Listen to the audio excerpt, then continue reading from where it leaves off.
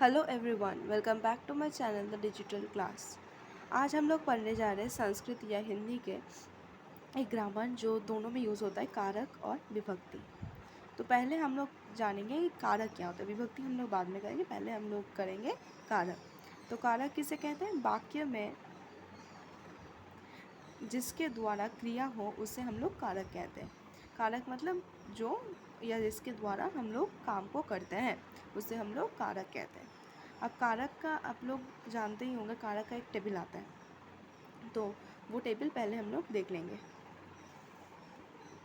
तो देखिए, कारक, चिन्ह, अर्थ, और इधर होता है विभक्ति। विभक्ति इसलिए हम लोग बाद में पढ़ेंगे, इसलिए मैंने सिर्फ लिखा है, बाद में आपको समझा दूंगी। तो कारक में पहले क्या आता है? कर्ता।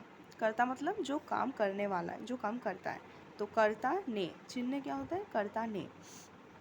ये चिन्ह आपको ने देना इसलिए पड़ेगा क्योंकि राम ने ये काम किया, सीता ने उसके साथ ये, मतलब सीता ने ये काम किया, वैसा। तो कर्ता ने। फिर आता है कर्म को। कर्म को मतलब जिस पर काम, कर्म को मतलब काम को, कर्म मतलब काम, काम को जिसने किया।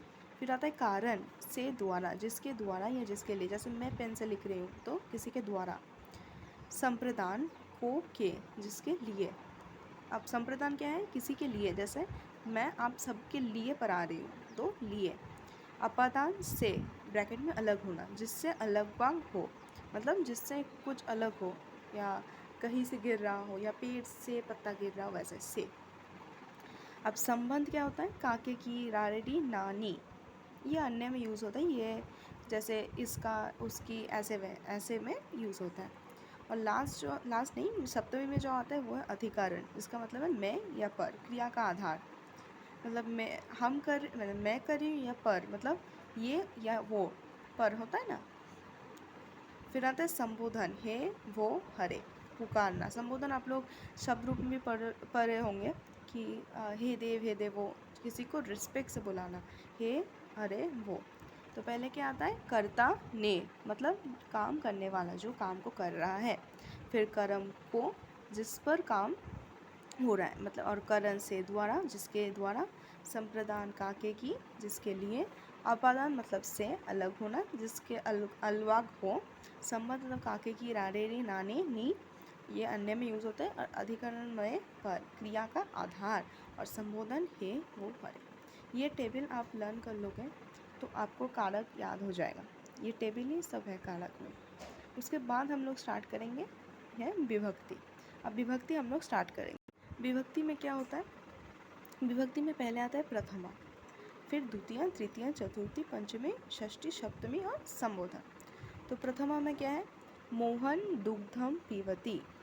मोहन क्या कर रहा है? मोहन दुग्धम पीवती। तो मोहन यहाँ काम को कर रहा है, मैंने अभी कहा है, तो मोहन हो गया कर्ता। मोहन यहाँ काम को कर रहा है, दुग्ध पीवती। फिर द्वितीय में देखिए, मोहन चित्र पश्यति। मोहन किस काम को कर रहा है? किस कर्म को? चित्र पश्यति। पश्यति किसको? चित्र को। तो ये हो गया कर्म। समझ में आया? प्रथमा में मोहन, द्वितीय में क्या है? क्या कर रहा है। यहाँ भी अगर आप इस लाइन को भी देखते हैं तो इसमें दुग्धा होता है। फिर आता है तृतीया। तृतीया में क्या है? जिसके सहायता से काम हो। जैसे सह या सा, जैसे सोहन रामेन सह गच्छति, या सीता रामेन सह, जिसके साथ। अगर ऐसा कोई वर्ड रहे जिसके साथ काम हो रहा है उसे हम लोग तृतीय विभक्ति कहते हैं। और कहते क्या? कर्ता ने कर्म को कारण, कारण हो जाता है ये। ठीक है, ये हो जाता है कारण। फिर आता है चतुर्थी में। चतुर्थी में क्या है? बालक या मोदक का रोचती, मतलब बालक मोदक खा रहा है या बना रहा है। बालक है मोदक रोचती, बालक आया। कौन कर रहा है? बालक आया।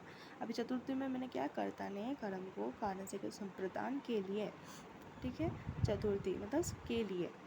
तो माता पुत्र कूप्यते, माता लड़के के लिए गुस्सा है। बालक मतलब मोदक बालक के लिए बनाया जा रहा है। तो अब चतुर्थी में देखिएगा हमेशा यह होगा, ये एक ट्रिक है, साइन है। चतुर्थी में हमेशा यह रहता है।